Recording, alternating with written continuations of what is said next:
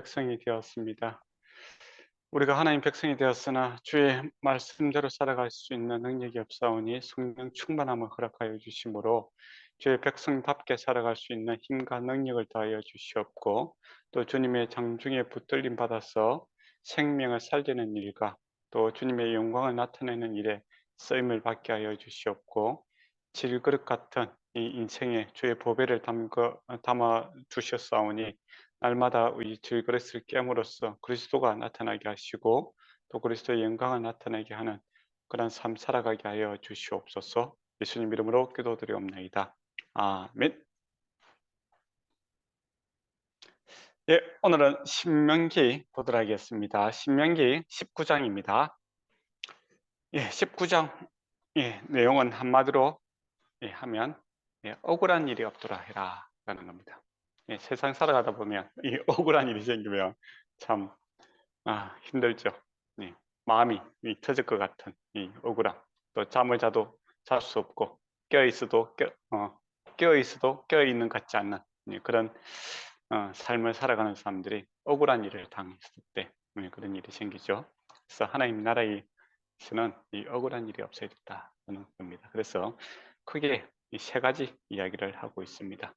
첫 번째는 도피성 이야기를 하면서 사고사, 내가 사람 죽이려고 한 게 아닌데 사고에 의해서 발생한 것 때문에 내가 이렇게 죽게 되었다라고 했을 때 그때 억울한 죽음을 당하지 않도록 하는 제도이고, 두 번째는 14절에 보면은 이웃의 경계표를 옮기지 마라라는 겁니다. 경계적인 겁니다.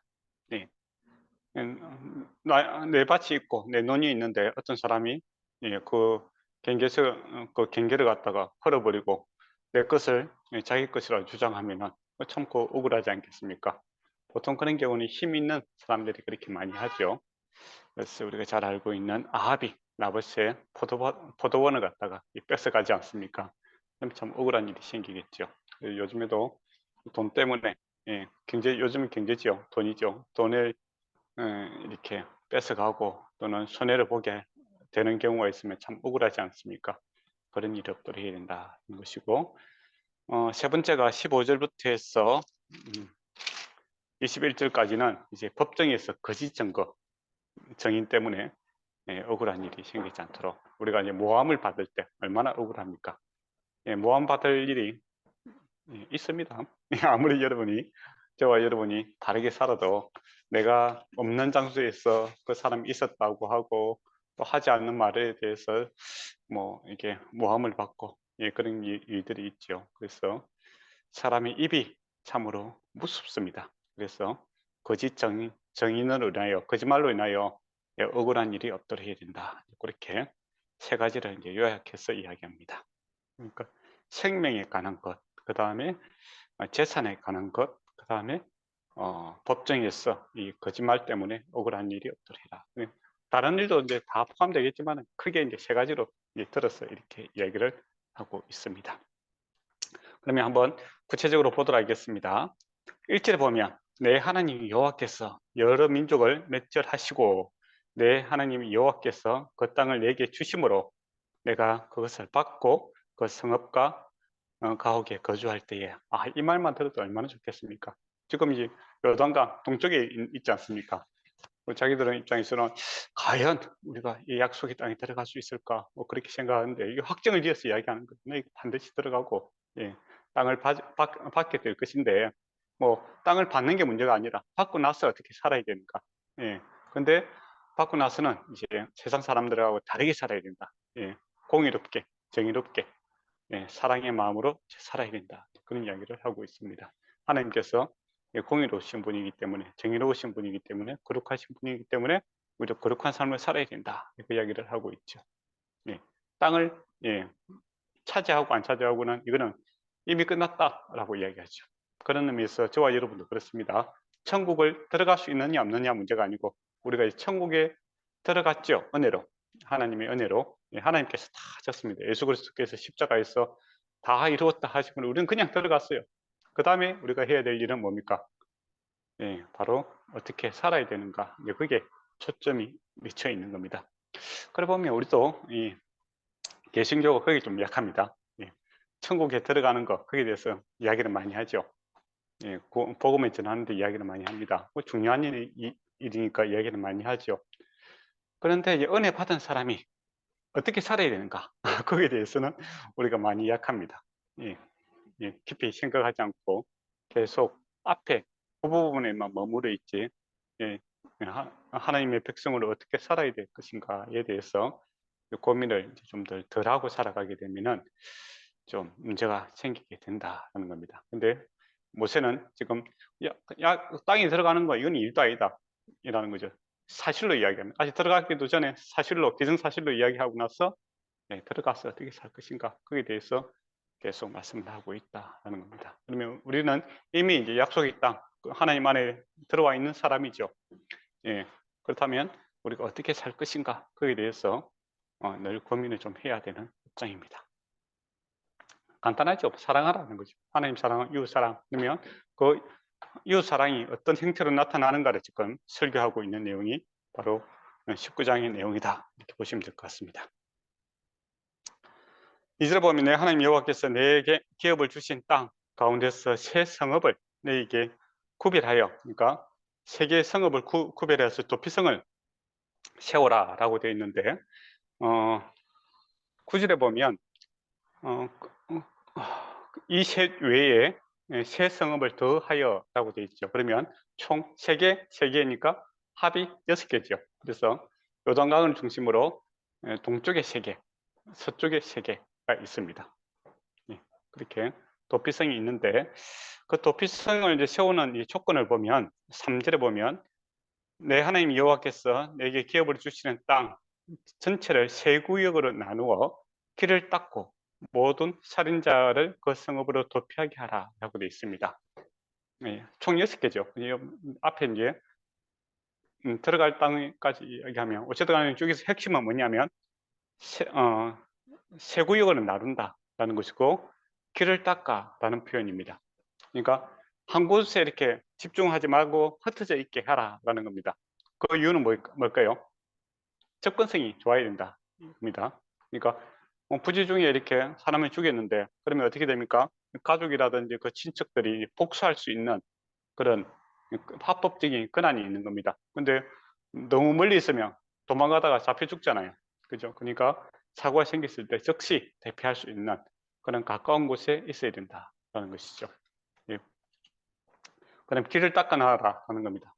아주 뭐 찾기 힘들고 또 접근하기 힘든 곳에 만들어놔면 그것도 곤란하잖아요. 그래서 어느 누구나 쉽게 접근할 수 있게끔 길을 잘 이렇게 만들었어. 그러니까 제일 좋은 곳에 교통이 이어지겠지, 그죠? 그렇게 보면은 길 닦아놓고 다 접근하기 좋은 교통이 이어집니다. 제일 좋은 곳에 도피성을 만들어 놓아라. 그렇게 하죠. 그래서 어느 누구나 이제 뭐 가난한 사람, 힘 없는 사람 할 것 없이 어느 누구나 법의 이 보호를 받을 수 있게끔 그렇게 해야 된다 이렇게 되어 있습니다.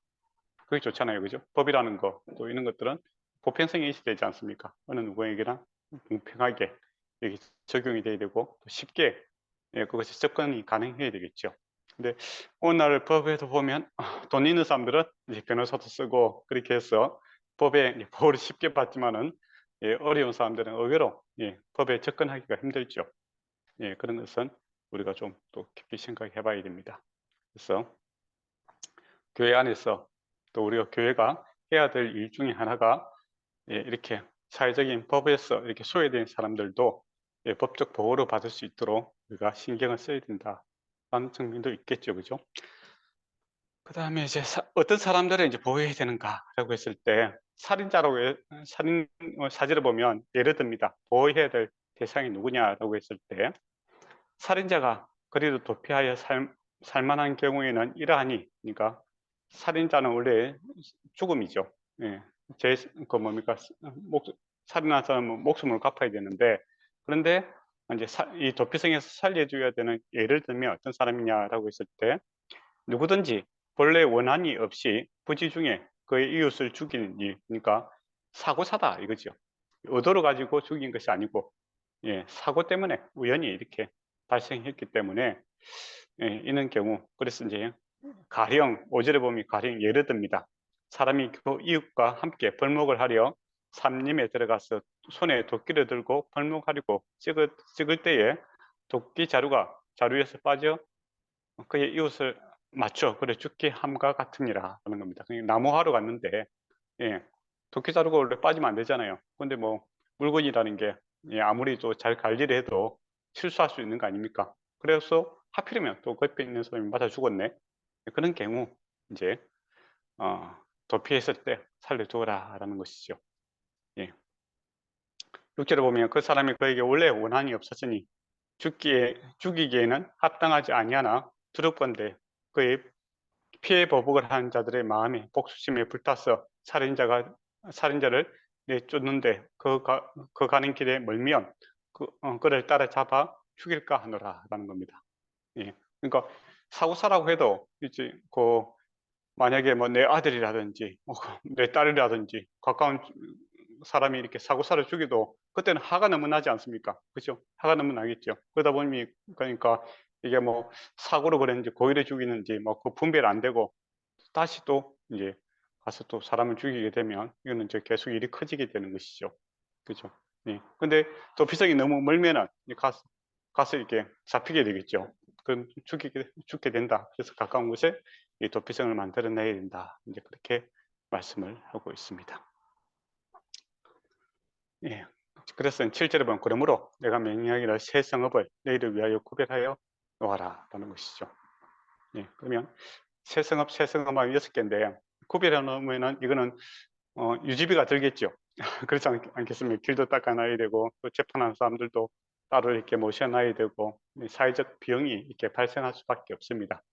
근데 이런 이제 억울한 일이 없도록 사회적 비용을 이제 제일 좋은 곳에 그러니까 제일 돈을 이제 많이 썼더라도 요즘 같으면 이제 재정을 투여했더라도 이런 억울한 일들이 없도록 제일 좋은 곳에 이렇게 길목에 성읍도 만들고 사람들도 만들어서 이거를 해야 된다라는 것이죠.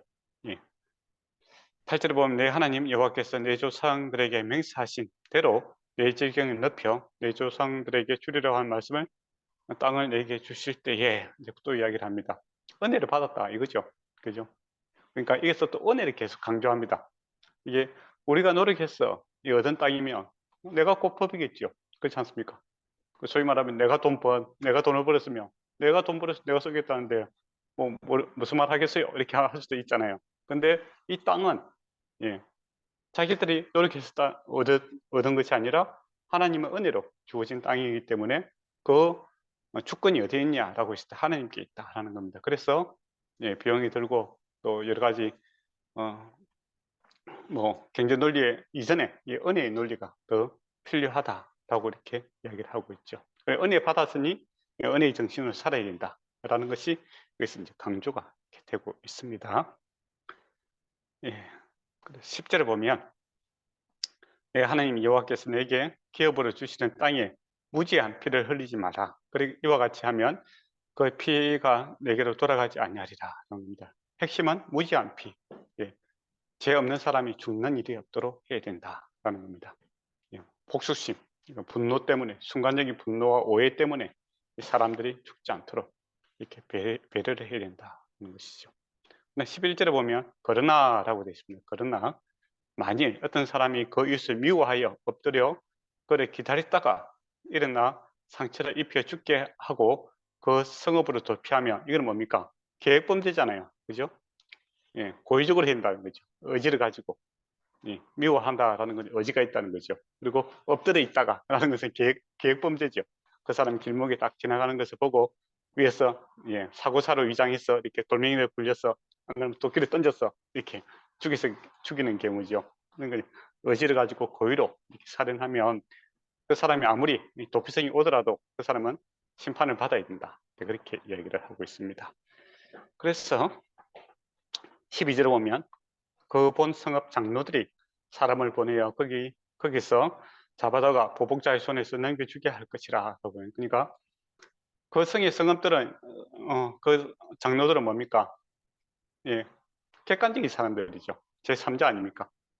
A라는 동네와 B라는 동네가 있는데 도피성에서 생긴 문제가 아니라 B라는 동네에서 생겼기 때문에 그 판단을 누가 하냐라고 했을 때 도피성에 있는 장로들이 이것을 판단하게 됩니다. 그래 객관적이잖아요. 그죠?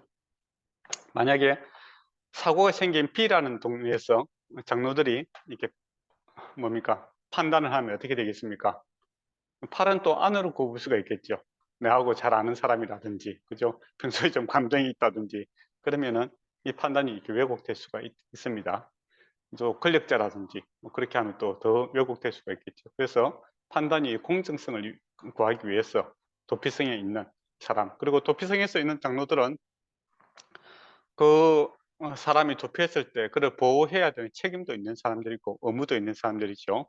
책임과 의무가 있는 사람이 이것을 감당해야 된다라는 것이죠. 근데 판단해 보니까 이거는 고의사고가 아니라 그때 이제 피해자 가족들도 울겠죠, 그죠? 그래서 막 서로 이렇게 이야기를 하겠죠. 그래서 자세히 들어보고 결정해서 이건 고의를 주겠다라고 하면은 돌려보내서 이제 죗값을 치르게 해야 된다 이렇게 합니다. 그래서 억울한 피가 없도록 해라라는 것이죠. 예. 그리고 13절에 보면 내 눈이 그를 긍휼히 여기지 말고 무지한 피를 흘린 죄를 이스라엘에 제하여 그렇게 하면 내게 복이 있으리라 라고 합니다. 그러니까 억울한 일이 없도록, 억울하게 사람이 죽는 일이 없도록 이렇게 또 죄에 대해서 바르게 심판함으로써 복을 받게 해라 라는 겁니다. 참 좋은 법이죠, 그죠? 지금 현대 법에서도 충분히 우리가 적용 가능하고 또 이렇게 될 때 정의가 이렇게 실현되는 것 같습니다. 근데 요새 법에 대해서 불만을 갖고 있는 사람들이 많죠. 음주운전이라든지 이런 사람들 보면 사람 죽고 뭐 벌금만 조금 내고 그런 거 보면 참 속상한 경우가 많죠. 그리고 14절에 보면 내 하나님 여호와께서 내게 주어 차지하게 하신 땅 이렇게 되어 있습니다. 앞에서도 하나님께서 주신 땅입니다. 은혜를 입었으니 은혜의 마음으로 하나님께서 주셨으니 하나님 법대로 살아야 된다라는 것이 또 강조가 되어 있죠. 그게 율법하고 이게 말씀하고 복음하고 차이점인 것 같아요. 앞에 있는 것이 없으면 율법이죠. 법 이렇게 해야 구원을 받는다. 이렇게 해야 하나님 백성답게 백성이 된다. 이렇게 되면 율법이죠. 근데 이미 은혜를 받아서 하나님 백성이니 하나님 백성답게 살자. 이게 복음이죠. 그죠? 미세한 차이가 있습니다. 큰 차이가 있네요. 앞뒤가 이렇게 순수에 정말 차이가 있습니다. 내 땅에서 조상이 정한 내 이웃의 징계표를 옮기지 말지니라. 그렇게 되어 있습니다. 예. 이게 어떻게 보면 참 귀한 제도예요. 예. 이스라엘 땅에서 이제 다 땅이 이렇게 분배가 되어 있지 않습니까? 그리고 7년이 지나면 다시 뭐 팔더라도 7년 뒤에 이렇게 다시 환원이 되지요. 그렇게 하면은 어떤 일들이 생길까요? 큰 부자가 또 생기진 않아요. 그렇지 않습니까? 이게 계속 대물림 되지 않기 때문에 불을 이루어도 다시 또 이렇게 분산이 되고 또 크게 가난해질 수도 없겠죠. 만약에 내가 뭐 이렇게 막 살았어. 예. 명품 쓰고 이렇게 해서 막 굳어놨어. 그런데 한 7년 있다가 예, 내가 이제 지금 가난하지만은 나중에 다시 땅이 경제권이 다시 들어온다면은 정신 차리고 다시 이렇게 예, 또 평범하게 좀 살아갈 수 있겠죠, 그죠?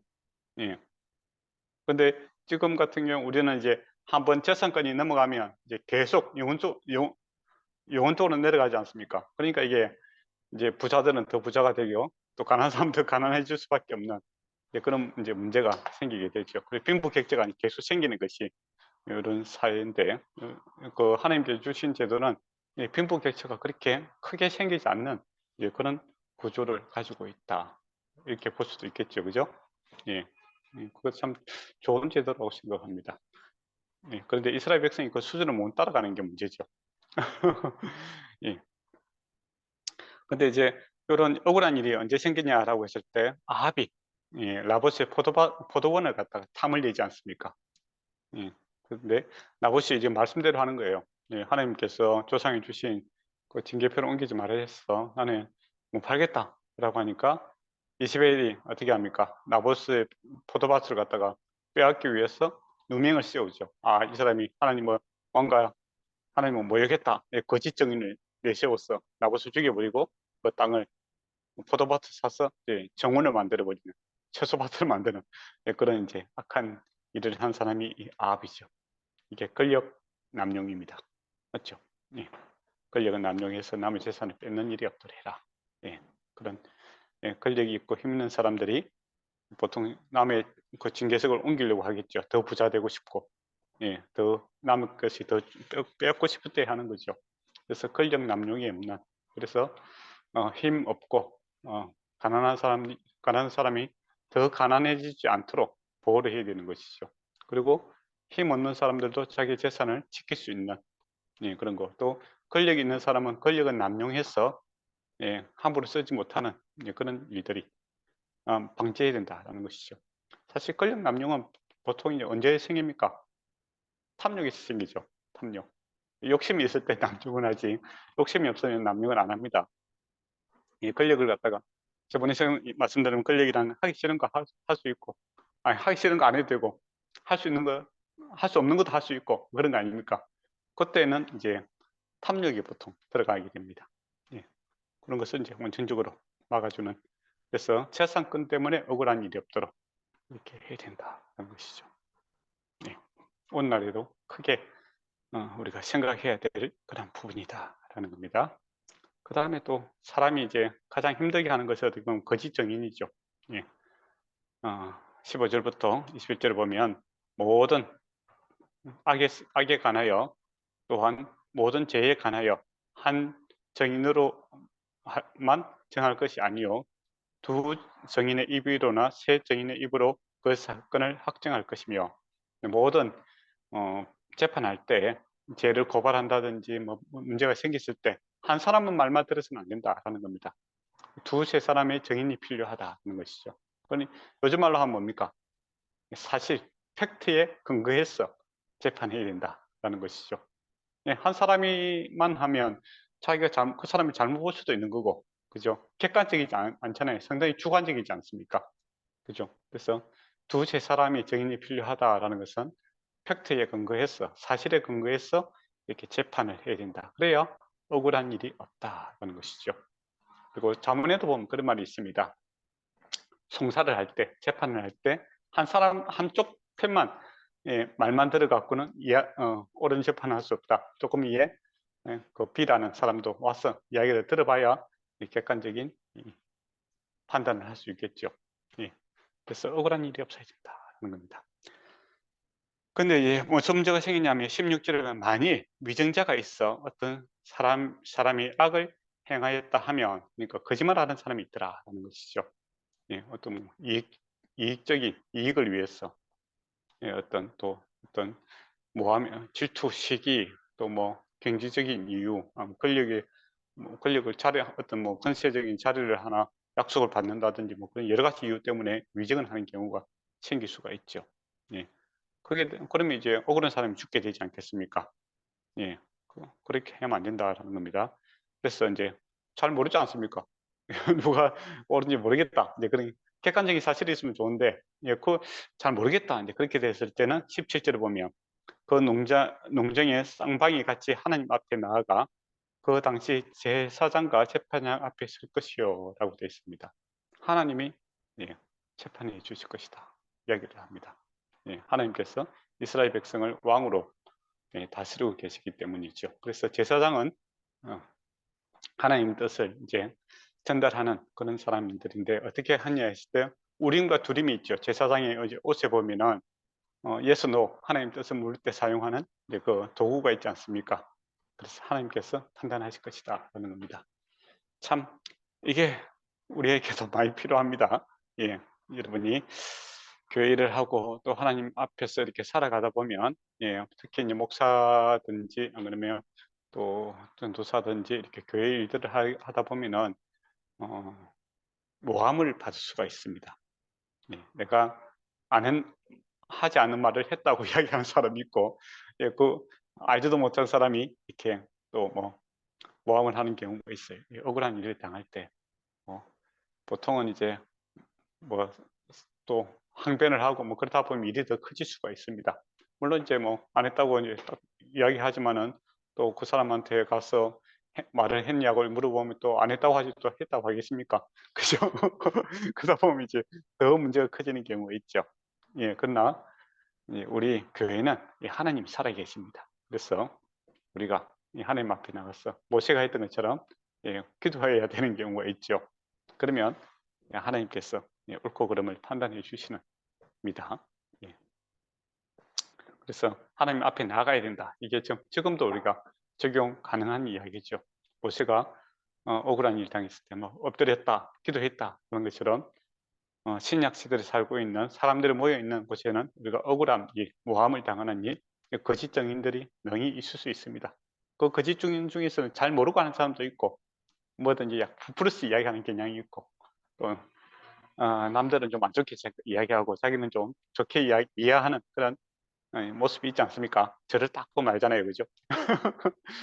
예, 그런 게 누구나 다 있습니다. 예. 그럴 때 억울한 일이 생길 수밖에 없습니다. 또 그것 때문에 교회 안에서 사실은 이 많은 사람들이 상처를 받고 있죠. 앞에서 살인하고 뭐 이런 거는 교회는 잘 안 일어나요. 물론 형제를 미워하는 게 살인이라고 하면 뭐 살인일 수도 있겠지. 그렇지만 일반적으로 크게 상처를 받는 것은 이 바로 거짓 증인들 때문에 상처를 많이 받습니다. 그렇다고 이게 증거가 없으니까 말은 사라지지 않습니까? 공기적으로. 그러니까 이거 참 증거 잡기가 힘들어요. 그렇다고 사람들 만날 때마다 녹음을 할 수도 없고. 그죠? 그렇지만은 여러분 걱정 안 하셔도 된다는 것은 이 하나님 앞에 우리가 서 있고 하나님이 살아 계시고 통치하고 계시기 때문에 이 문제들이 주님께서 해결해 주십니다. 19절에 보면 그가 그의 형제에게 행하려고 꾀를 꾀한 그대로 그에게 행하여 너희 중에서 악을 제하라라고 합니다. 예. 그리고 원칙은 뭐냐라고 했을 때 내 눈이 긍휼히 여기지 말라. 생명에는 생명으로, 눈에는 눈으로, 이에는 이로, 손은 손을, 발은 발로 할지니라. 네. 동일하게 이렇게 죄에 대해서 그 등가가 이렇게 심판이 이루어져야 된다. 이렇게 이야기를 하고 있습니다. 그러니까 그 사람이 한 일보다 작게 심판을 하게 되면은 피해자가 억울하고, 그죠? 또 내가 한 것보다 더 많이 이렇게 심판을 하게 되면 또 가해자가 또 있지만은 또 억울한 일이 생길 수가 있겠죠. 그래서 그 잘 분배해서 이렇게 심판해야 된다라는 기준을 이제 정해주고 있는 것을 보게 됩니다. 그래서 19장은 한마디로 하면 억울한 일이 없어야 된다라는 것이죠. 억울한 죽음도 없어야 되고 억울하게 손해를 보는 일도 없어야 되고 억울하게 마음이 상하는 일도 없어야 된다. 이렇게 볼 수도 있겠습니다. 그게 하나님 나라의 원칙이다는 것이죠. 그래서 공의가 무엇이냐라고 했을 때 억울한 일이 없는 세상이 공의로운 세상이다. 이렇게 볼 수 있을 것 같습니다. 그러면 19장은 넘어가고 이제 20장으로 넘어갈까요? 안 그러면 질문할 거 있으면 질문하셔도 됩니다. 아니요, 괜찮습니다. 정확히, 네, 클리어했습니다. 네, 감사합니다. 그러면 20장으로 보도록 하겠습니다. 갑자기 정쟁을 할 때 그렇게 되어 있습니다. 전쟁이 없었으면 좋겠지만은 전쟁이 있죠. 우리도 뭐 큰 나라 정쟁뿐만 아니라 저와 여러분도 일을 하다 보면 이제 정쟁이 생길 때가 있습니다. 어쩔 수 없이 서로 이렇게 힘과 힘이 충돌되는 그런 일들이 발생할 수밖에 없죠. 우리가 삶이 전쟁이다, 뭐 그렇게 얘기하지 않습니까? 또 뭐 사업도 영역을 이렇게 넓혀가고 뭐 그러다 보면 다 이 정쟁과 같은 것이죠. 그때 이제 정쟁하는 방법에 대해서 이제 이야기를 하고 있습니다. 그래서 이제 앞에 민수기에도 보면 정쟁에 대해서 이야기를 하고 있는데 신명기에는 만 있는 게 뭐냐면 절차와 방법에 대해서 구체적으로 신명기에서 이렇게 기록되어 있습니다. 그래서 좀 더 자세히 설명을 하고 있다는 것이죠. 정말 중요한 문제죠. 한번 보도록 하겠습니다. 1절에 보면 내가 나가서 적군과 싸우려 할 때에 말과 병거와 백성이 너보다 많음을 볼지라도 그들을 두려워하지 말라. 애굽에서 너를 인도하여 내신 내 하나님 여호와께서 너와 함께 하시느니라. 엄청난 말씀을 하고 있습니다. 전쟁에서 중요한 게 뭡니까? 예, 힘이죠, 힘. 그렇지 않습니까? 무기. 근데 그 당시 가장 큰 무기가 뭡니까? 말이죠. 병거. 그런 겁니다. 지금 현대전에서 이제 한다면은 탱크, 뭐 비행기 이런 게 말이고 그거잖아요. 그 병거고, 그죠? 그러면 우리는 이제 총밖에 없어. 그러면 싸움이 되겠습니까? 안 되죠. 예, 정말 이게 싸움이 중요한 게 말과 병거인데 또 그쪽 사람 또 숫자가 더 중요하지 않겠습니까? 많더라도 너희는 두려워하지 마라라는 겁니다. 그러면 중정에서 그러면 뭐가 중요합니까? 이렇게 하나님께 물어볼 수 있겠지요. 좀 싸워야 되는데 또 이게 먼 이야기가 아니잖아요. 바로 앞에 지금 요단강만 건너가면 이 전투를 해야 되는 현실의 문제이기도 합니다. 그러면 아이고 중정에서 칼과 창, 병거 이런 게 중요한데 그럼 뭐를 준비해야 됩니까? 이렇게 물어보겠죠. 뭡니까? 예, 답이 1절에 나와 있습니다. 바로 여호와께서 너와 함께 하신다라는 것이죠. 예, 정쟁은 하나님께 속한 것이다. 이 노래 있죠, 그죠? 정쟁은 하나님께 속한 것이다. 그거 이 말입니다. 예, 병거 이런 거 두려워하지 마라. 사람의 그 힘과 창과 병거 이런 게 중요한 것이 아니라 예, 하나님께서 우리와 함께 하시느냐 이게 중요하죠.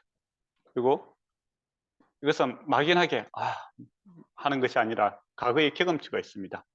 애굽 땅에서 너희를 인도한 내시 내 하나님이 너와 함께 하시느니라 라고 되어 있죠. 그러니까 최강의 그 당시 군대 애굽이죠.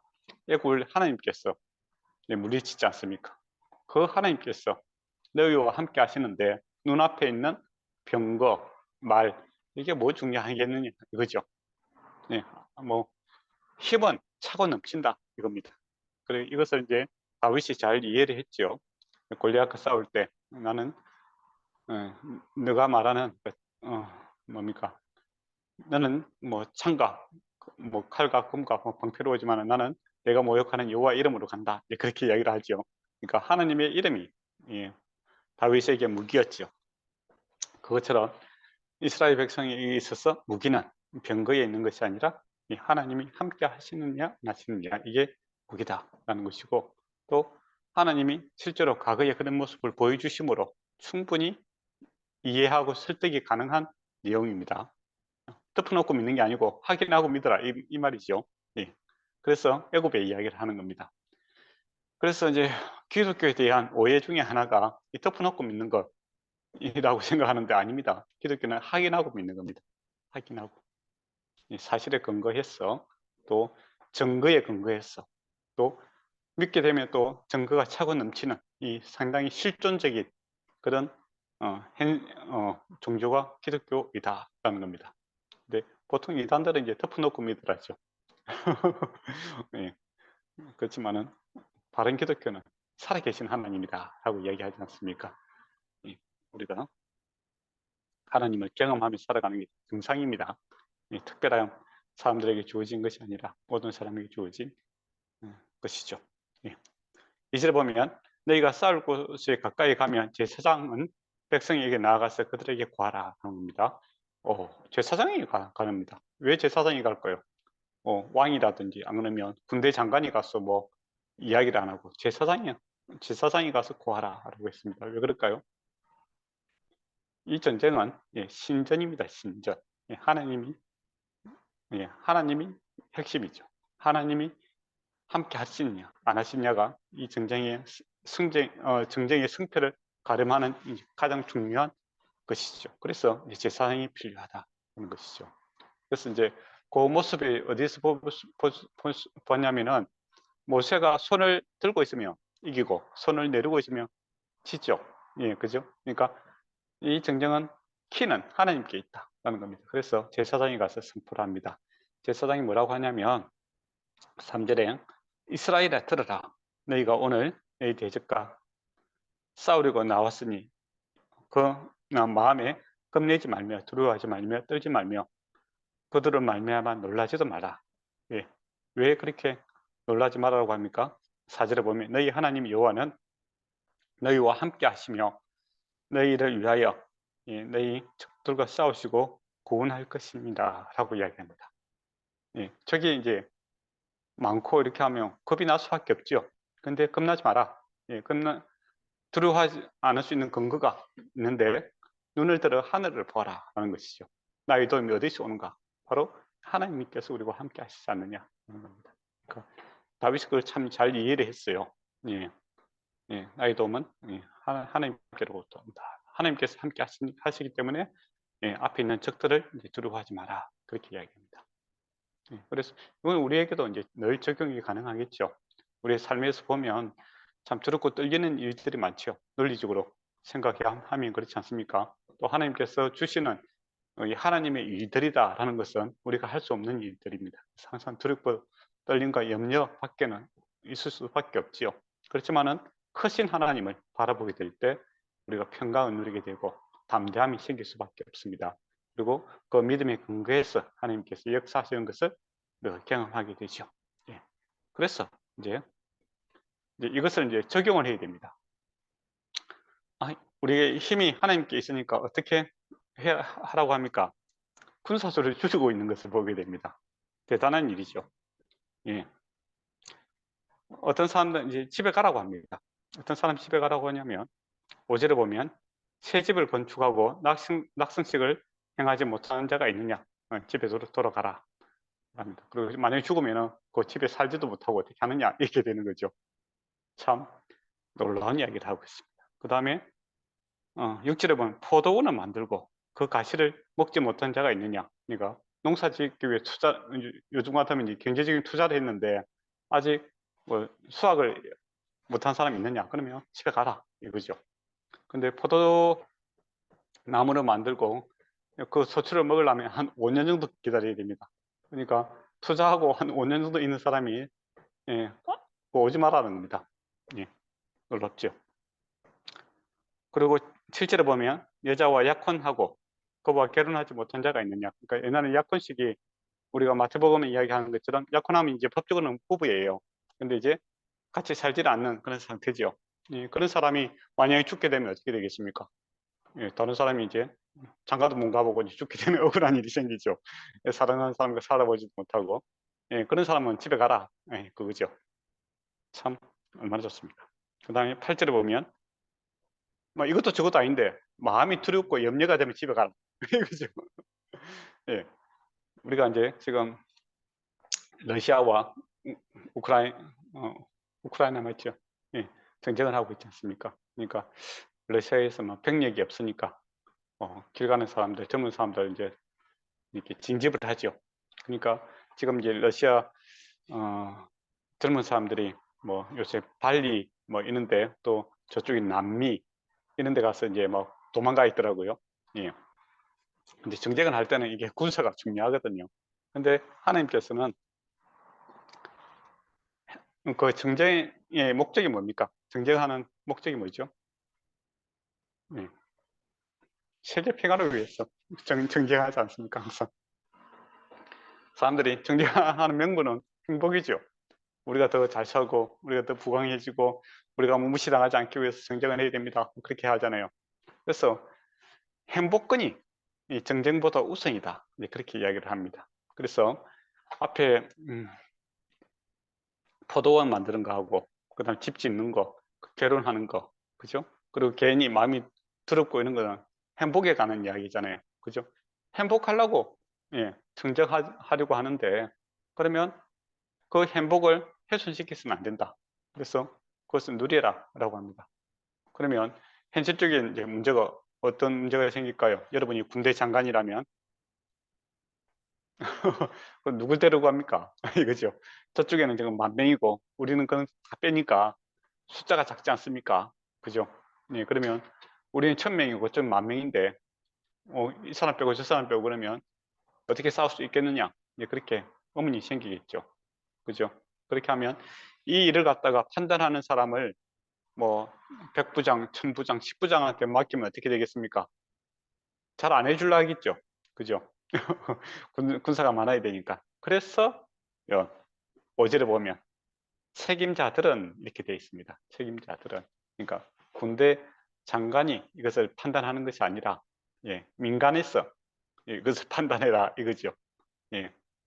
군인한테 맡기면은 다 안 되겠죠. 근데 민간에서 소위 말하는 어머님의 마음과 아버지의 마음을 가지고 판단해라 이거죠. 객관적으로. 그렇게 이야기를 합니다. 그러니까 하나님께서 좀 정정함에 있어서 중요한 것은 숫자가 중요한 게 아니에요. 행복을 위해서 한다면 행복을 일단 먼저 누리라. 그리고 두렵고 염려가 있다면 믿음이 없는 자는 오지 마라 이겁니다. 믿음이 있는 자와 함께 하겠다라는 것이죠. 그러면 누가 싸우느냐? 하나님께서 싸우시다 라는 겁니다. 그러면 현실적으로 이제 과연 이렇게 해갖고 이길 수 있느냐? 이제 그런 이제 의문이 생기지 않겠습니까? 그렇죠? 그래서 우리가 기도원 사사시대에 보면 기도원의 300사 이야기가 생각이 나시죠? 이 말씀을 보니까 기도원 사건에서 왜 하나님께서 계속 돌려보내고 무서운 사람 집에 가라 하고 그죠? 그런 사건 나잖아요. 그 다음에 물 먹다가 이게 뭐 이렇게 엎드려 먹는 자 또 뭐 손으로 먹는 자 중에서 이렇게 나눠서 다 줄이고 300명만 데리고 가지 않습니까? 그리고 나서 이기는 것을 보게 됩니다. 그러면 우리가 사사시대의 그 기도원 사건만 딱 잘라서 보면 참 이해가 안 되는 부분이 있었을 거예요. 근데 오늘 이 말씀을 보니 하나님께서 요구하시는 것이 갑자기 기도원에게만 요구하시는 것이 아니라 원래 신명기에 놓는 하나님의 전투 방법이었다라는 겁니다. 한마디로 말씀대로 하니 승리하였다는 것이죠. 그죠? 그래서 우리가 신명기를 보니까 그 기도원 사건이 또 조금 새롭게 보이지 않습니까? 저만 새롭게 보이는 걸로. 예, 예. 그 이제 말씀대로 행했다라는 것이죠. 그러면 우리가 이제 어떤 일을 할 때 기도원에게 한 것처럼 뭐 하나님께서 뭐 꿈에 계시를 나타낸다든지 환상을 보고 뭐 그래 안 하도 우리가 말씀대로 행하면 승리하겠구나 그런 적용이 되겠죠. 그렇지 않습니까? 그러면 뭐 기도원 사건을 볼 때 기도원에게만 특별한 방법이고 우리 보편화시킬 수 없다. 뭐 그렇게 이야기할 수도 있겠죠. 어떤 사람이. 근데 아니다. 이것은 하나님의 전투 방법이고 우리도 그렇게 해야 된다라고 할 때 그건 무슨 소리냐 했을 때 바로 오늘 이 신명기 말씀을 딱 가져다가 이야기할 수 있겠죠. 이게 하나님 전투하는 스타일이다. 그리고 기도는 말씀대로 했다라는 것이죠. 말씀은 몰랐는데 하나님께서 말씀대로 하라고 하셨고 말씀대로 역사하셨다라는 겁니다. 그러면 우리 현대인에게 적용함에 있어서 기존의 300용사 이야기할 때 뭐 다른 이야기 하지 마시고 바로 이렇게 말씀대로 행하면 우리가 승리할 수 있다라는 훌륭한 이게 적용 방법이 바로 나오겠죠. 그래서 신명기를 알게 되면 율법을 알게 되면 말씀이 더욱더 풍성해집니다.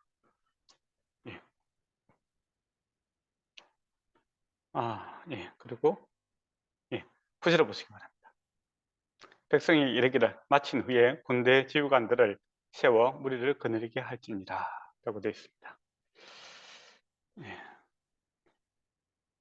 이제 군대 지휘관에 넘겨줘서 이제 두려운 사람, 염려한 사람 다 빼고 소수를 이제 군대에 가지고 가고 그것을 판단하는 것은 앞에 있는 책임자들이 판단한다라는 것이 분리되어 있다는 것이죠. 그래야 되지. 군대 지휘관들이 판단하게 되면 어떻게 되겠습니까? 자기 유리한 쪽으로 하잖아요. 그래서 객관적으로 할 수 있기 위해서 진집하는 사람과 통솔하는 사람을 이렇게 분리시켜 놔고 있는 것을 보게 됩니다. 참 이 방법도 놀랍죠.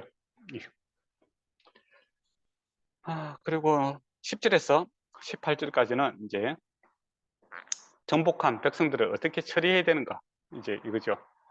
지는 것을 전제하지 않습니다. 이기고 나서 어떻게 할 것인가 그걸 이야기하는 것이죠. 왜 지는 것을 이야기하지 않을까요? 하나님께서 함께 하시기 때문에 반드시 이길 수 있습니다. 그래서 도망가는 방법 이런 거는 이야기하지 않습니다. 이기고 나서 어떻게 할 것인가 그러죠. 10절을 보면 내가 어떤 성읍으로 나아가서 처리할 때에 그 성읍에 먼저 화평을 선언하라 하는 겁니다. 힘 있다고 먼저 때리지 말고 화평을 선언하라 하는 겁니다. 근데 그걸 받아들이면 문제가 잘 해결되겠죠. 근데 받아들이지 않고 이제 그쪽에서 꼭 정쟁을 해야 되겠다. 그 방법밖에 없다. 힘과 힘이 이제 충돌할 수밖에 없는 상황이 되면 어쩔 수 없이 정쟁을 해야 된다는 것이죠. 그게 이제 원칙입니다. 그래서 어떤 이제 문제가 생겼을 때, 대립이 생겼을 때, 일단 합평을 위해서 먼저 선언하고 합평케 하려고 노력을 해야 된다라는 겁니다. 그런데 도저히 안 될 경우에는 이제 정쟁밖에 없다라는 것이 이제 현실적인 문제죠. 그때 이렇게 해라 이제 그러죠. 11절을 보면 만일 합평하기로 해답하고 너를 향하여 성문을 열거든 그 모든 주민에게 내게 조공을 바치고 너를 섬기게 할 것이요 라고 되어 있습니다. 경제적인 문제죠. 보통 그때 조공을 바치고 그렇게 해서 질서를 세운다 이거죠. 그렇게 해서 끝내야 된다 이겁니다. 근데 합평을 이제 말하는 데 가서 아이고 기분 나빠서 안 되겠어. 그래서 이때 가서 애매기들 사람들 다 죽이겠다. 그런 식으로 해서는 안 된다 이거죠. 예. 예. 12절에 보면 만일 너와 합평회를 거부하고 너를 대적하여 싸우려고 하거든 그 성읍을 에워싸 것이며 라고 되어 있습니다. 에워싼다는 건 뭡니까? 또 시간이 필요한 거죠. 바로 성문을 부수는 것이 아니라 에워싸면은 군사적인 힘을 보여주는 거죠. 이렇게 하면 우리가 실제로 힘이 있다. 한복하려면 빨리 한복해라. 라고 또 기간을 주는 거 아닙니까? 그러니까 뭐 힘 있다고 빨리 막 쉽게 성문을 넘고 이런 게 아니라 계속 좀 이게 강도를 좀 높여가는 그런 모습들이 좀 느껴지죠, 그죠? 그리고 이제 그래도 도저히 그들이 죽기 살기로 싸우겠다라고 하면 13절에 내 하나님 여호와께서 그 성읍을 내 손에 넘기시거든 하나님께서 이제 허락하에 이루어지고 있는 것이죠. 내 감정에 의해서 움직이는 것이 아니라 하나님의 허락하에서 이루어지고 있다라는 겁니다. 너는 칼로 그 안에 남자를 다 쳐 죽이고 그러니까 군인들이죠. 군인들을 죽이되 14절에 오직 여자들과 유아들과 가축들 또 성읍 가운데 있는 모든 것을 위해 탈취를 삼을 것이며 너는 그 여호와께 주신 적들에게서 빼앗은 것을 먹을지니라. 이거는 이제 정쟁하고 나서 전리품을 이렇게 거두는 건데 군인들은 죽이는데 민간인들은 죽이시면 안 된다. 이제 그거죠. 좀 학살을 해서는 안 된다 이겁니다. 그죠? 요즘 같으면 이제 군인들하고 싸우고 군인들은 그들은 이제 정쟁을 위해서 준비한 사람들은 죽겠지만은 민간인들은 학살해서는 안 된다는 것이죠.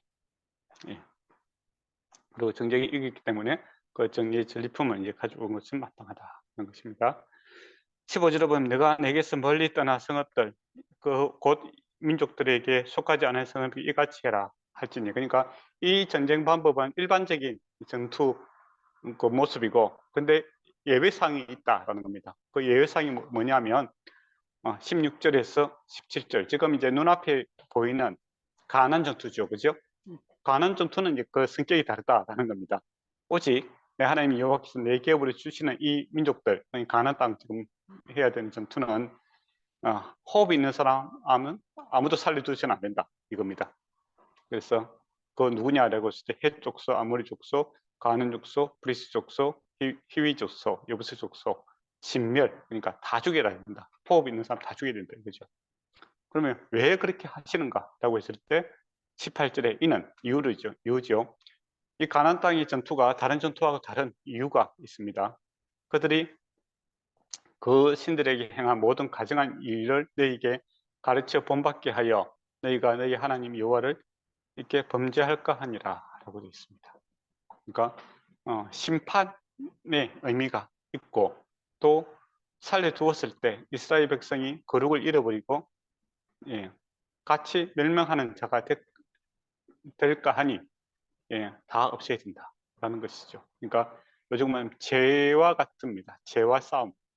거기서는 완전히 진멸이 필요하다는 것이고 앞의 싸움은 어떤 경제적인 문제라든지 어떤 문제들 때문에 이렇게 싸우지는 먼 곳에 있는 영역 싸움이죠. 그리고 지금 이제 자기들이 차지해야 될 땅은 이거는 그런 성격의 정쟁과는 다른 것이다라고 이렇게 말씀을 하고 있습니다. 예. 그리고 19절에 보면 너희가 어떤 성읍을 오랫동안 에워싸고 그 성읍에 쳐서 점령할 때에도 도끼를 뚫려 그것을 나무로 찍어내지 말고 이런 말을 하죠. 무슨 말입니까? 이제 다시 이제 일반 전투로 이제 돌아오는 겁니다. 일반 전투로 돌아와서 성읍을 에워싸는 겁니다. 시간이 많이 걸리겠죠. 그죠? 예, 전투가 이제 오래 진행되고 시간이 많이 지나면 뭐가 상합니까? 마음이 상하죠. 마음이 상하죠. 예, 그렇지 않습니까? 여러분이 일할 때도 오랫동안 뭐 야근을 계속해야 된다. 예, 한 뭐 2년 해야 된다. 그렇게 하면 화가 나겠죠. 그러면 예, 감정이 태도가 될 수가 있습니다. 그렇죠? 그렇게 하면 뭐 분노를 폭발하여서 뭐 멀쩡한 사람 죽이고 뭐 그렇게 할 수 있는데 그렇게 해서는 안 된다 이거죠. 근데 도끼를 들어서 나무를 찍지 마라. 이거 무슨 말일까요? 예. 보통 이제 우리가 정쟁 같은 거, 영화 같은 데 보면은, 역사 보면은 성읍 이렇게 고립이 되지 않습니까? 그럼 밖에서 뭐 농작물을 갖다가 불태워버리고 뭐 그렇게 하죠. 그럼 빨리 항복하라 이 말입니다. 그죠? 경제적인 손해를 입혀서 빨리 항복하게 만들려고 하는 방법인데, 그렇게 해서는 안 된다는 겁니다. 왜냐하면 이 생활 기반이죠. 정쟁은 이제 뭐 어떤 이익 때문에 서로 충돌됐지만은 생활 기반을 갖다 다 무너뜨려 버리면 어떻게 되겠습니까? 나중에 난민이 되겠죠.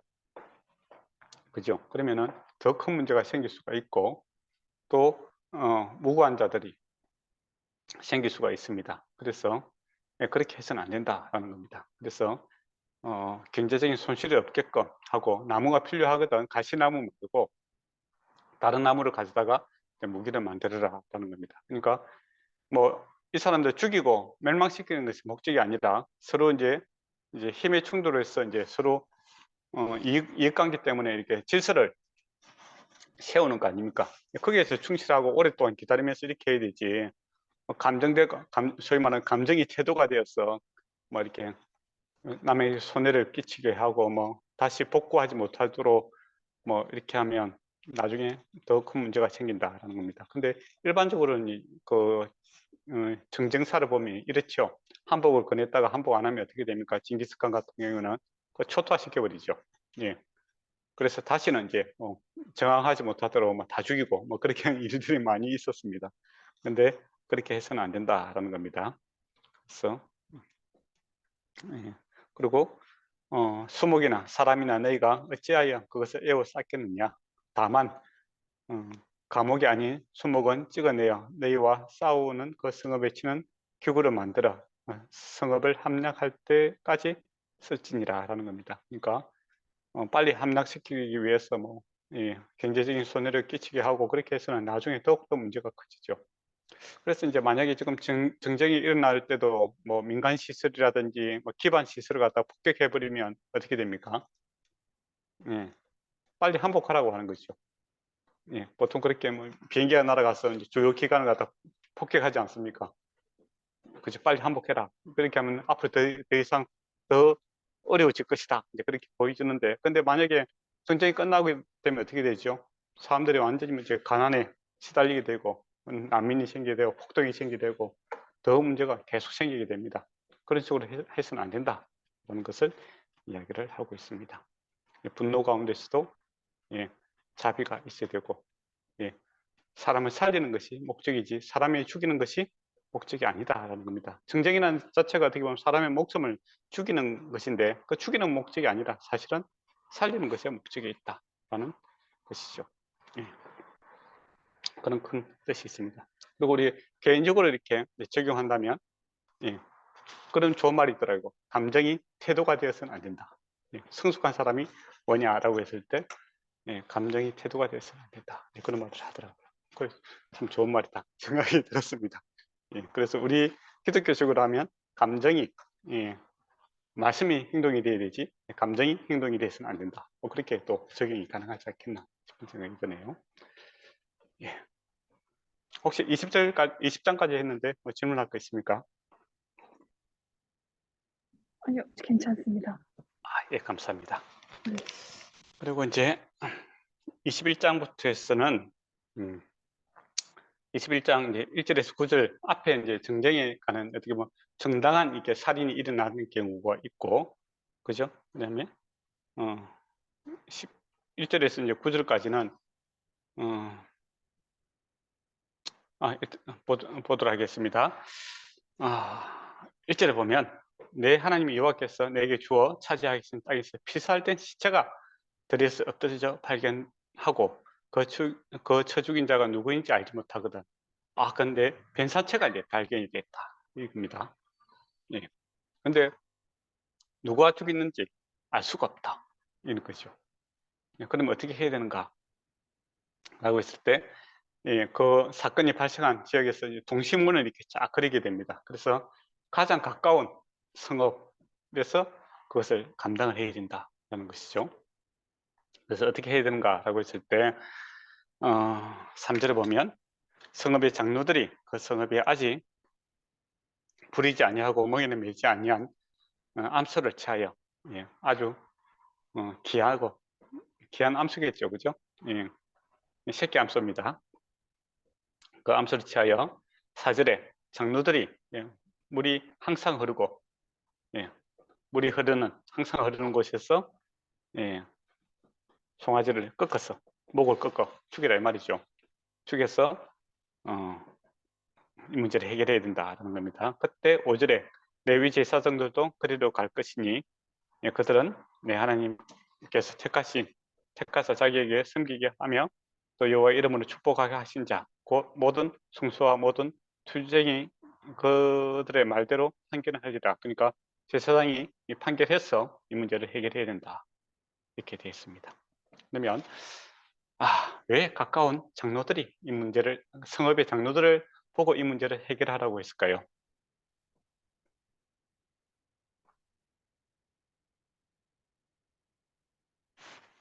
장로들이 가까운 데서 자기들 아니잖아요. 근데 책임을 지라 이거죠. 사회적인 책임을 지라 이렇게 볼 수 있겠습니다.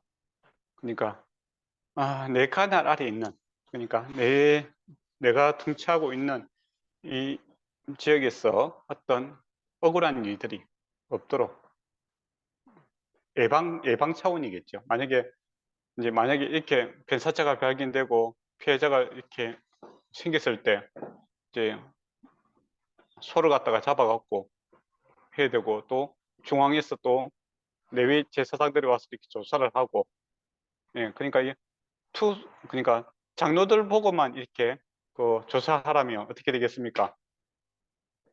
장로들이 또 아는 사람 중에서 이런 사건에 연루된 사람이 있고 그러면은 우리가 덮고 가자, 그렇게 해서 억울한 죽음이 생길 수 있겠죠. 그래서 이것을 제사장, 레위 자손 제사장이 이제 관여하게 되는 겁니다. 그래서 객관적으로 정말 그 살인자를 못 잡았는가, 안 그러면 잡지 않고 있는가, 이것을 잘 구별해서 이 문제를 해결해야 된다는 것이고, 그리고 이렇게 송아지를 갖다가 또 이렇게 함으로써 어떻게 됩니까? 조심하게 되죠. 손해가 있으니까 앞으로는 예방적인 차원에서 이런 일이 없도록 순찰을 강화시키고, 그죠? 혹시나 또 그 지역에서 이렇게 엄청난 지역이 우범지대가 되어서 이러한 문제가 생길까 싶어서 사람들이 신경을 쓰겠죠. 안 그러면 거기서 다시 또 범죄가 생기면 어떻게 되겠습니까? 또 자기들의 재산적 손해가 생기지 않겠습니까? 그리고 또 조사를 받아야 되고, 그렇죠. 그렇게 해서 예방적인 차원도 이렇게 발생할 수가 있습니다. 그러고 보면 우리 이제 그 현대에서도 이런 걸 많이 적용이 좀 해야 되겠죠, 그죠? 그래서 어떤 우리 주변의 사회에서 문제가 생겼을 때 그 사람의 개인의 뭐 부주의라든지, 안 그러면 잘못으로 이렇게 한정지은 것이 아니라 사회 전체가 이 악에 대해서 늘 경각심을 가지고 그런 일들이 생기지 않도록 공동체 의식을 가져야 된다라는 것이 이것의 핵심이죠. 그래서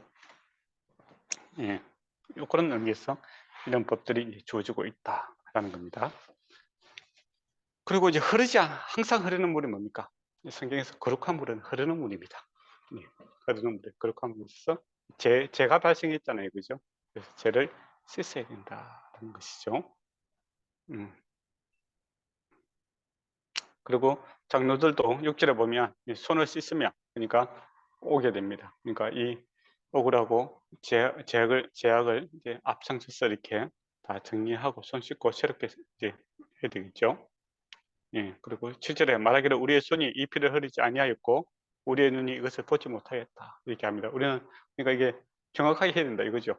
예, 우리 정말 최선을 다했는데 우리가 죽이지 않았고 또 보지도 못해서 이것을 판단할 수 없습니다. 이건 하나님께서 판단하셔야 됩니다. 우리는 결백합니다. 자기 결백을 주장을 해야 됩니다. 근데 하나님 앞에서 이제 만약 거짓 증인을 하면 하나님께서 예, 이거 심판하시겠죠. 그래서 자기 모든 것들에 대해서 정확하게 이야기를 해요. 8절 보면 여호와께서 속량하신 주의 백성이 이스라엘을 사하시고 무지한 피를 주의 백성이 이스라엘 중에 머물러 두지 마옵소서 하며 그 피 흘린 자를 사함을 받으리라 라고 되어 있습니다. 그리고 9절에 보면 너는 이와 같이 여호와의 보시기에 정직한 일을 행하여 무지한 피를 흘린 죄를 너희 중에서 제할지니라. 그러니까 억울한 일도 이렇게 무지한 자가 죽는 일이 없도록 공동체가 이렇게 책임지고 생명을 지키고 보호하는 일에 힘써야 된다. 그런 규정이죠. 예. 그래서 남의 일이 아니고 우리의 일로 생각하고 예.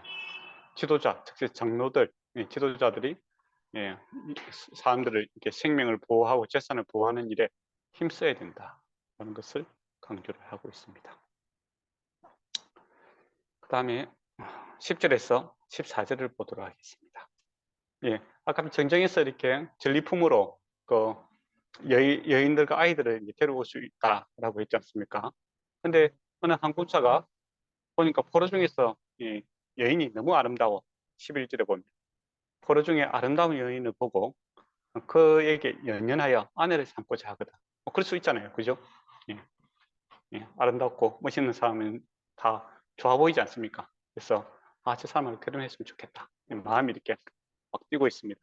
그래서 그런 경우 어떻게 해야 되겠는가? 현실적인 조금 이야기를 하고 있는 것이죠. 예. 그때는 어떻게 해야 되는가 했을 때 12절에 보면 그를 내 집으로 데려갈 것이고 그는 머리를 밀고 손톱을 빼고 예, 그리고 13절에 포로의 의복을 벗고 내 집에 살며 부모를 위하여 한 달 동안 유곡한 후에 그에게 들어가서 남편이 되고 내 아내가 될 것이요 합니다. 그러니까 사랑은 걱정도 없잖아요, 그죠? 그렇지 않습니까? 이 불붙는 마음을 어찌하겠습니까? 인정한다라는 겁니다. 근데 바로 이렇게 결혼하지 뭐 집에 가서 데렸다가 머리는 좀 밀게 하고 손톱도 빼게 하고 또 의복을 벗고 또 한 달 동안 부모와 함께 살고 왜 이렇게 했을까? 의문을 한번 가질 수가 있겠죠. 그래서 왜 그랬을까? 이제 한번 같이 알아보도록 하겠습니다. 왜 그랬을까요? 머리를 밀고 손톱을 빼게 한 이유는 뭘까요? 일단 머리는 왜 밀게 했을까요?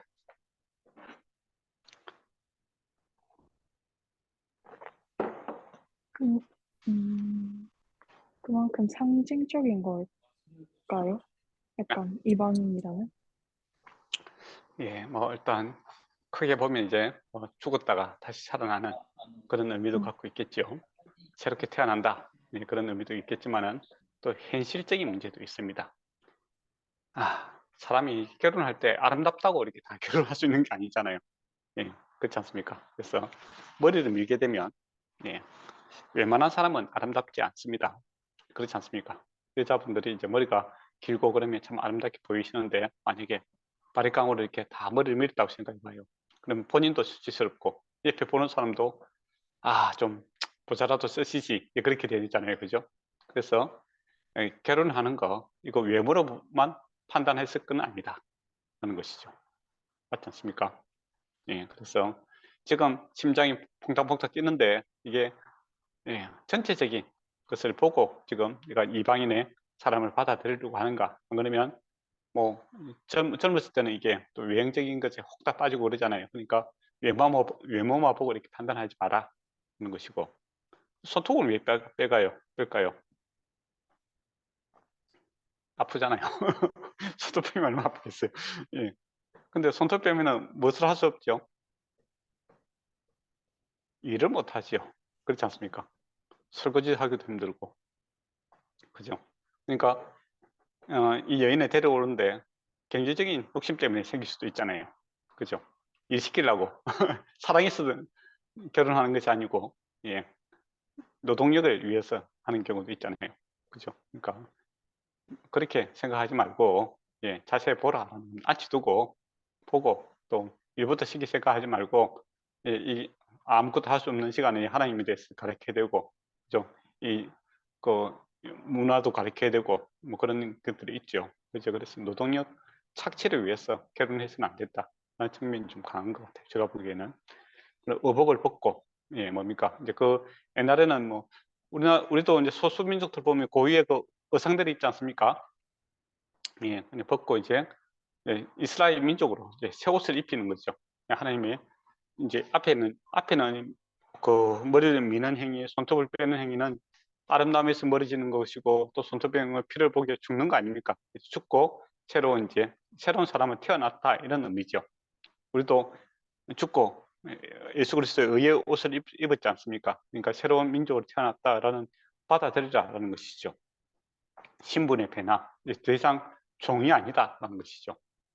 종으로 너를 받아들이는 것이 아니라 새로운 이제 아내로서, 같은 동등한 이스라엘 민족으로서 내가 받아들이겠다라는 의미에서 옷을 입혀주는 겁니다. 신분의 변화가 생기는 것이죠. 그리고 한 달 동안 뭐 부모님과 함께 살게 하는 겁니다. 예, 한 달 동안 보면 이제 처음에는 이제 외모만 볼 수가 있겠죠. 그죠? 근데 한 달 동안 부모님과 살아가면서, 이 사람이 과연 하나님을 같이 믿고 살 수 있는 사람인가? 또 그 여자 입장에서도 이렇게 그 한번 생각을 해봐야 되지 않겠습니까? 그죠? 예, 그래서 이 집안에서 내가 과연 같이 살 수 있는 집안인가? 안 그러면 나는 아니세. 나는 같이 못 살겠다.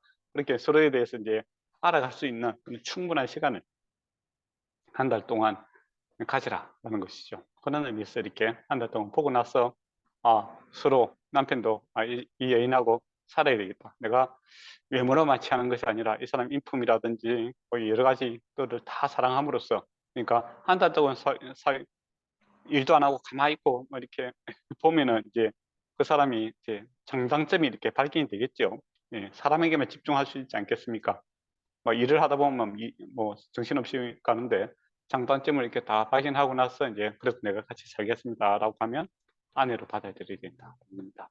그러고 나서 14절에 보면, 아, 애곡한 후에, 13절에 보면 애곡한 후에, 그러니까 이제 옛날 삶을 정리하고 내가 이제 완전히 새로운 사람이 죽고 다시 살아나는 겁니다. 하는 겁니다. 아내 받아들이고, 14절에 그 후에 내가 그를 기뻐하지 아니하거든 내 마음대로 가게 하고 결코 돈을 받고 팔지 말지니라. 내가 그를 욕보인적 종으로 여기지 말지니라 라고 합니다. 근데 살다 보니까 도저히 안 되겠다, 그런 일도 생길 수가 있죠. 예, 그때는, 예, 돈을 받고 팔아서는 안 된다. 그러면 노예잖아요, 그죠? 아내로서, 예, 자유를 줘야 된다, 이거죠.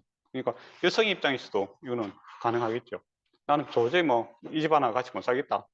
그렇게 하고 싸움이, 아니, 나무 싸움이 너무 가정사이에 너무 즐거워하는 것 같아서 예, 예, 정적이 났는데, 예, 그래 여자 입장에서도 못 살 수도 있는 거죠, 그죠? 그때 아니 뭐 감정이 상해갖고, 이거 원래 종이었으니까 내가 팔아버리겠다, 그렇게 해서는 안 된다라는 겁니다. 그냥 결정도 신중하게 해야 되고 그 책임도 져야 된다라는 겁니다. 그래서 놓아줘야 되지, 돈을 주고 팔고 그래서는 안 된다. 왜냐하면 그 여자를 네가 모욕했다라는 것이죠. 욕보였다라는 겁니다. 예, 뭐 처음에는 결혼하자 해놓고 나중에 노예를 삼고 그러면 안 되잖아요. 예, 그래서 노예로 잡혀온 사람에 대한 인권도 이렇게 책임을 지고 있는 것을 보게 됩니다. 좋은 법이죠.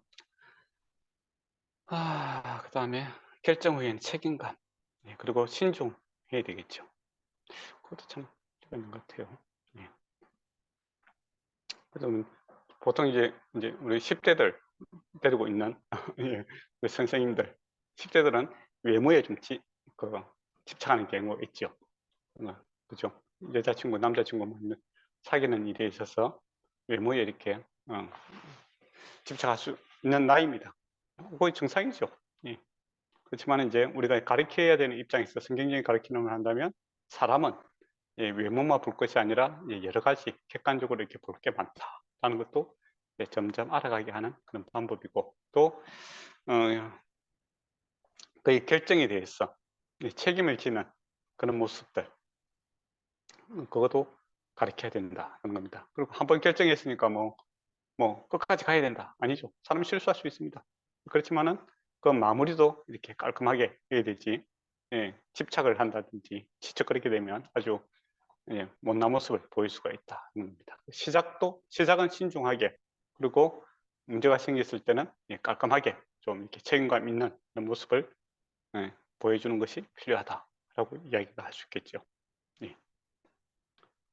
15절에서 이제 17절에 보면 장자의 성수권이 있습니다. 참 어떤 사람이 두 아내가 있다, 없으면 좋은데 생긴 경우가 있다는 겁니다. 그러니까 뭐 하나님 잘 안 믿고 살 확률이 많죠.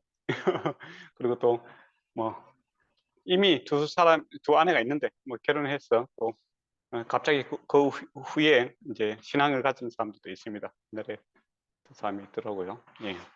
예수 믿기 전에 두 집 살림을 했는 거예요. 근데 예수 믿게 되니까 이제 그게 이제 죄인 줄 알았는 거지. 옛날에는 자기 능력으로 생각했는데 예수를 믿게 되니까 이제 그게 죄인 거죠. 근데 이제 그 양쪽 다 이제 아이들이 있으니까 뭐 어찌 해야 되겠습니까? 예, 그렇게 여러분에게 상담을 하면 어떻게 해야 되겠습니까? 참 쉽지 않은 문제죠. 그렇지 않습니까? 그래서 이제 이런 일이 없으면 좋은데 이런 일이 세상에 생깁니다. 그때 어떻게 해야 되는가라고 했을 때 자녀들 세우는데 하나는 사랑을 받고 하나는 사랑을 받지 못하더라. 이것이 둘 다 사랑할 수는 없습니다. 사랑이라는 것이 독점욕이 있죠. 그렇지 않습니까? 독점욕이 없으면 이 사랑이 아닙니다. 예, 예. 이 사람도 좋고 저 사람도 좋고 다 좋다. 그건 친구 사이죠. 원만한 관계. 그죠? 사랑하는 관계는 독점욕이 있습니다. 그래서 질투라는 게 생기죠. 그래서 아내가 둘이 있으면 반드시 한 사람은 사랑을 받고 한 사람은 미움을 받는. 미움을 받는다고 해서 순위에서 밀릴 수밖에 없지 않겠습니까? 그렇기 때문에 이제 자녀들까지도 이제 영향을 미치게 되겠죠. 예, 아내하고 관계 좋은 사람은 그 자녀가 더 이제 잘해주고 좋아 보이겠죠. 그래서 이제 장자권에 있어서 처음에 이렇게 아내가 아들을 낳았는데 그는 미움을 받고 있고, 보통 이제 두 번째 들어온 사람이 이제 사랑을 받는 확률이 많겠죠. 예, 첫 번째 사람을 사랑받고 그러면 두 번째가 안 생기겠죠. 맞지 않습니까? 근데 두 번째가 생겼다라는 것은 벌써 이제 미움을 받고 있는 거고, 한 사람이 사랑을 받고 있는데 두 번째 이제 자녀가 또 아이를 낳았어요.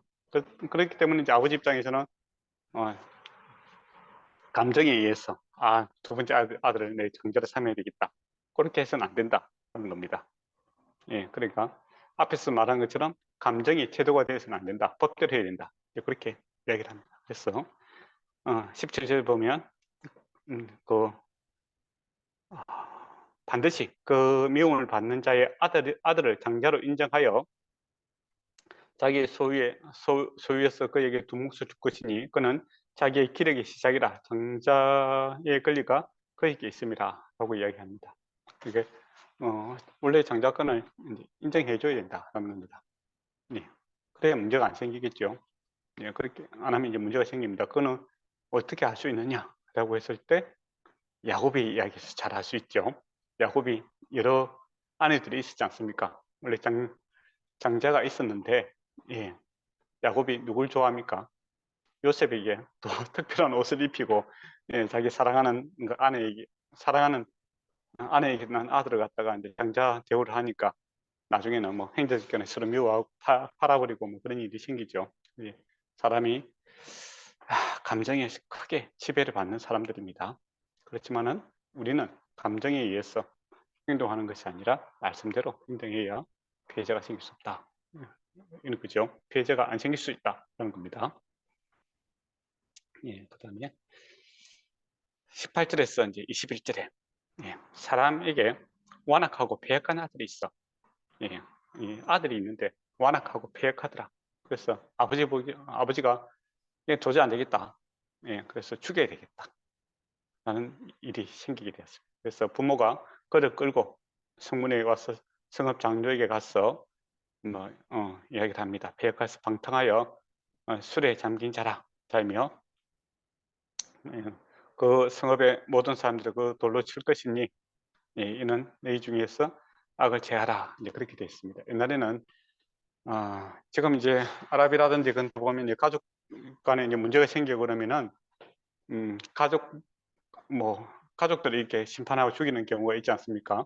그죠? 그래서 이제 아들의 생명권이라든지 양육하고 또 이렇게 교육하고 이런 것들이 부모에게 권한으로 주어졌습니다. 예. 그래서 이제 도저히 안 되겠다. 그래서 해야 되겠다. 죽여야 되겠다. 심판해야 되겠다.